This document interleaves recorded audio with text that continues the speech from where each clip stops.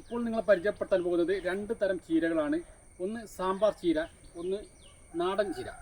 ഈ ചീരയുടെ പ്രത്യേകത, ഇത് നമ്മൾ കുഴിച്ചിട്ട് കഴിഞ്ഞാൽ, ഒരു സ്ഥലത്ത് കുഴിച്ചിട്ട് കഴിഞ്ഞാൽ അത് വർഷങ്ങളോളം നിലനിൽക്കും. പിന്നെ അതിൽ നിന്ന് പൊട്ടിപ്പൊളിച്ചുണ്ടാവും. നമുക്ക് കാര്യമായിട്ട് ട്രീറ്റ്മെൻ്റ് ഒന്നും കൊടുക്കേണ്ട.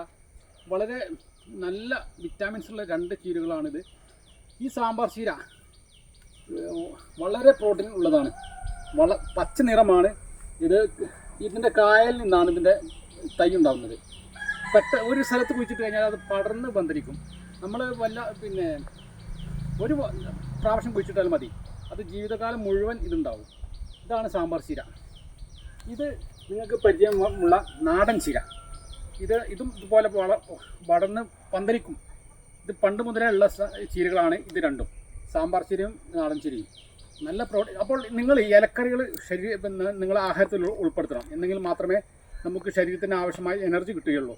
ഇലയിലാണ് കൂടുതൽ ആഹാരം ഉള്ളത്. വിദേശ രാജ്യങ്ങൾക്ക്, പ്രത്യേകിച്ച് ഗൾഫിൽ, അവർ കൂടുതൽ ഉപയോഗിക്കുന്നത് ഇപ്പോൾ ഇലകളായാണ്.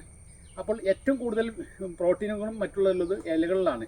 അതുകൊണ്ടാണ് ഈ മൃഗങ്ങൾ, ആടുകളും മറ്റുള്ള സംഗതികൾ, മറ്റുള്ള മൃഗങ്ങളൊക്കെ ഇല ഭക്ഷിക്കുമ്പോൾ ഏറ്റവും കൂടുതൽ അവരുടെ മാംസത്തിൽ വളരെ ഗുണകരമായ മാംസം കിട്ടാൻ കാരണം ഈ ഇലകൾ ഭക്ഷിക്കുന്നതുകൊണ്ടാണ്.